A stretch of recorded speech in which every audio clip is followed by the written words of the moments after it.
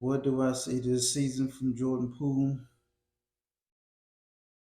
I kind of see him averaging around like 25, 26 points and having a couple like outbursts of like 40 points, maybe 50-point games. I don't see him having multiple 50-point games, but I see him having a whole bunch of high 30s and maybe a couple 40-point games.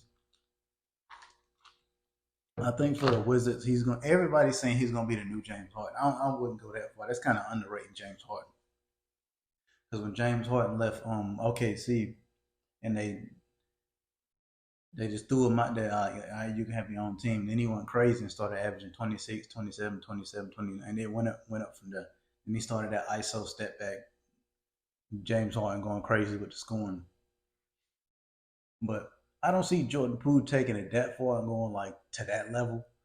But I see him being like the new age Gilbert Arenas for the Wizards, putting up a lot of points, getting to the playoffs, and getting bounced in the first round, like something right there. I think Tyus Jones is a good actual point guard for him because Jordan Poole's a two.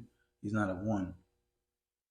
So Tyus Jones is actually a nice point guard for him to have. He's like a low budget like CP3 type point guard. But for Jordan Poole, I see him like going off because if you've seen it, his rookie he had a rough rookie year. His second year he had to go to the G League, get himself together. And that third year is when he broke out and Golden State got those roster pieces moving and got everybody like Otto Porter, Valencia, Clay came back. Jordan Poole came out of that offseason into the preseason and showed he was a completely different player. He got his handles down right. His scoring jumped up. Everybody's going into the season like, oh yeah, he gonna take a jump this year, and he did. He had a pretty good season that year until Clay came back and it kind of knocked him off a little bit. But he got it back when Steph went out, and then him and Clay took over, and they had a nice little chemistry going. And went into the playoffs, and he had a nice little run starting the playoffs, but he kind of tailed off towards the end until he got to the finals, and he had a couple of good games. But then in that offseason, you had the punch heard around the world, and Draymond Green super socked him. And then that threw Jordan off. I'm not sure if that punch did it, but he came into that season just playing weird. He was falling every game, turning the ball over a lot. And the thing with his minutes, he didn't really feel like he should be on the bench. You could tell he felt like that because whenever he would start, his numbers would jump up and he would play better. Then when he goes back to the bench, he would start that tripping and falling all over the place, losing the ball, pouting. Then when he got to the playoffs, and it got to the point where he was like kind of pouting, and he wasn't playing defense no more. You could tell he just like it was just a horrible environment for him and some of the other players. But now that he's traded,